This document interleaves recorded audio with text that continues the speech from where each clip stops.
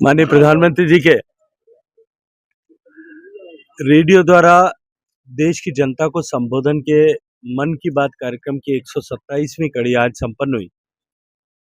और हमेशा की तरह सम्मानीय प्रधानमंत्री जी ने देश की जनता से जुड़े हुए विषय,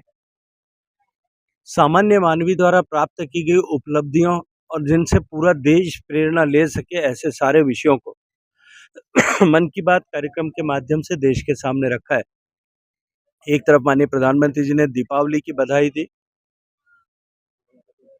आने वाले दिनों में छठ पर्व जो आने वाला है, उस छठ पर्व की छठ मैया को प्रणाम करते हुए छठ पर्व की बधाई सभी को दी। हम त्योहारों को रिस्पॉन्सिबली मनाएं, एक पेड़ माँ के नाम के कार्यक्रम को और अधिक गति प्रदान करते हुए हम सब लोग वृक्षारोपण के लिए गंभीरता से काम करें,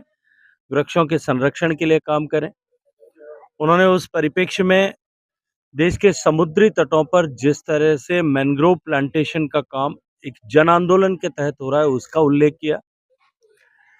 इसी कालखंड में, क्योंकि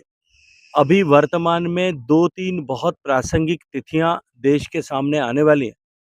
जिनमें से एक कोमारम भील का जन्म दिवस, जन्म जयंती जो अभी निकली है, जो एक गौंड जाति के, गौंड ट्राइब के सामान्य युवक ने अनेक अनेक आदिवासी युवाओं को देश के स्वाधीनता और स्वतंत्रता के लिए संघर्ष करने के लिए प्रेरित किया। उनकी प्रेरक कथा देश के युवाओं के सामने रखी।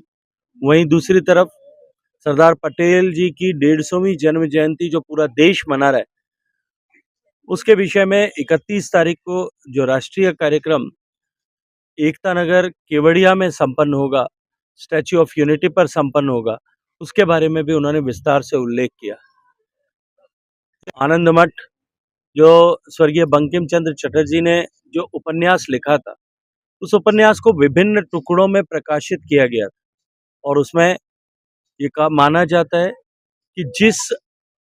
भाग में वंदे मातरम गीत लिखा और पब्लिश हुआ था, वो 7 नवंबर की तिथि को आज से 150 साल पहले पब्लिश हुआ था। आज पूरा देश आज भी उसी उत्साह के साथ में और साथ-साथ उसी सम्मान के साथ में वंदे मातरम गीत का स्मरण करता है और वंदे मातरम गीत के बोल के साथ ही आज 150 साल बीत जाने के बाद में भी देश के युवाओं के रक्त शिराओं में, देश के सामान्य मानवी के धमनियों में रक्त का प्रवाह तेज हो जाता है और देशभक्ति का एक ज्वार उफनता है। वंदे मातरम को लेकर वर्ष पर्यंत जो कार्यक्रम होने वाले हैं, माननीय प्रधानमंत्री जी ने उसके बारे में सुझाव भी आमंत्रित किए और उसमें शामिल होने के लिए सबको आग्रह किया है।